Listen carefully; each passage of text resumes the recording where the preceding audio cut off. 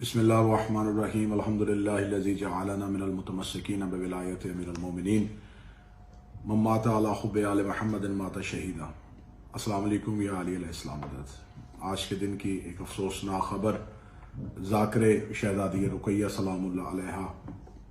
پسر ذاکر جناب ذاکر نوید عاشق بی اے صاحب کو سیالکوٹ میں ایک مجلس کے دوران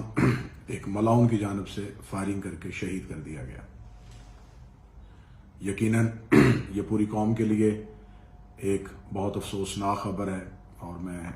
پوری شیعہ قوم کو اور بالخصوص سرکار حضرت ولی العصر کو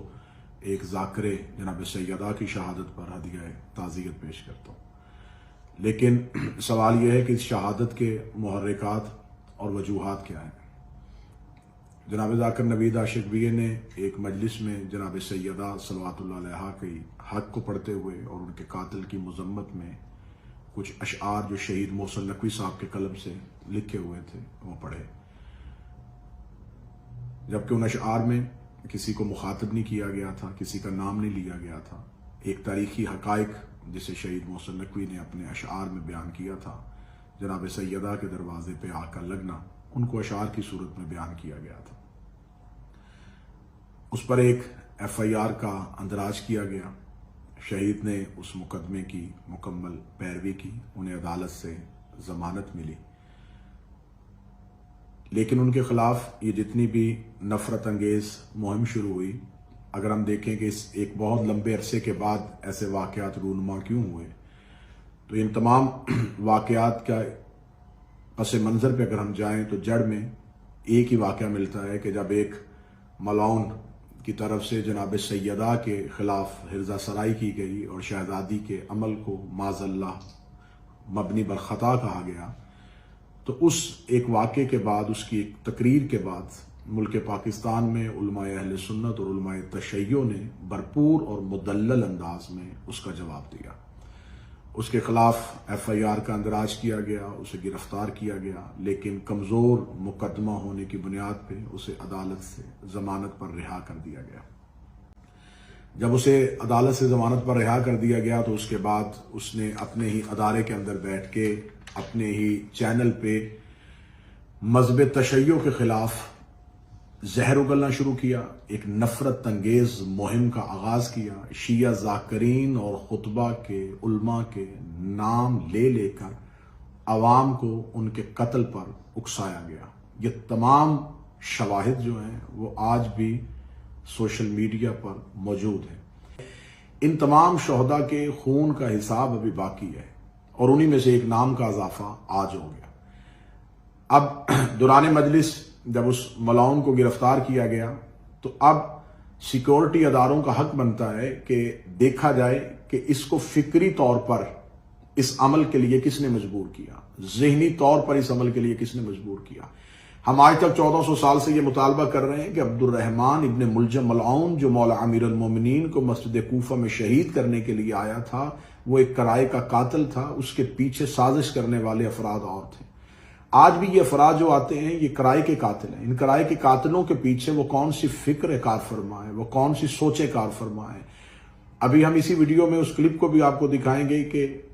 کس شخص کے نام کے ساتھ، کس کی تصویر کے ساتھ شہید نوید عاشق بی اے کے قتل کے لیے احتجاجات کیے گئے، اور کون تھا جو روڈز پہ لوگوں کو لے کے آیا۔ جب ایف آئی آر کا اندراج ہو گیا تھا تو پھر سڑکوں پہ آ کے اس احتجاج کی ضرورت کیوں پیش آئی؟ آپ اس کلپ کو ملاحظہ کیجئے۔